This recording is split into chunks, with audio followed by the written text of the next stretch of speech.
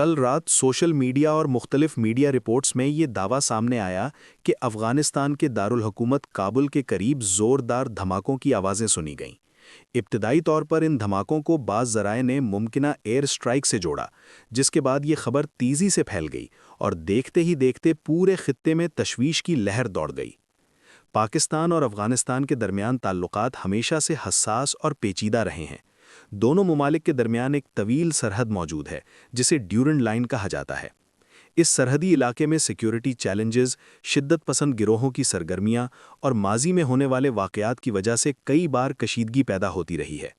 اسی پس منظر کی وجہ سے اس قسم کی کوئی بھی خبر فوراً توجہ حاصل کر لیتی ہے۔ ابتدائی اطلاعات کے مطابق رات کے وقت کابل کے کچھ علاقوں کے قریب زوردار دھماکوں کی آوازیں سنی گئیں۔ کچھ مقامی افراد نے دعویٰ کیا کہ انہوں نے دھماکوں سے پہلے فضا میں طیاروں کی آوازیں بھی محسوس کیں، جس کے بعد یہ قیاس آرائیاں شروع ہو گئیں کہ شاید یہ کوئی فضائی کارروائی ہو سکتی ہے۔ تاہم ان دعووں کی آزاد ذرائع سے تصدیق ابھی تک نہیں ہو سکی ہے۔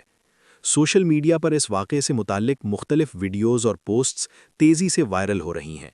کچھ ویڈیوز میں دھماکوں کی آوازیں سنائی دیتی ہیں، جبکہ دیگر میں روشنی کے فلیش دکھائے جا رہے ہیں، لیکن ان میں سے اکثر مواد کی تصدیق ہونا باقی ہے۔ ماہرین کا کہنا ہے کہ ایسے حالات میں افواہوں اور حقیقت میں فرق کرنا بہت ضروری ہوتا ہے۔ ایسی خبروں کے سامنے آنے کے بعد مقامی آبادی میں خوف اور بے چینی پیدا ہونا ایک فطری عمل ہے۔ لوگ اپنے گھروں سے باہر نکل کر صورتحال کا جائزہ لیتے رہے، جبکہ کئی افراد نے سوشل میڈیا کے ذریعے معلومات حاصل کرنے کی کوشش کی۔ اس طرح کے حالات میں غیر یقینی صورتحال لوگوں کے ذہنوں پر اثر ڈالتی ہے۔ پاکستان اور افغانستان کے درمیان تعلقات خطے کے امن کے لیے انتہائی اہم ہیں۔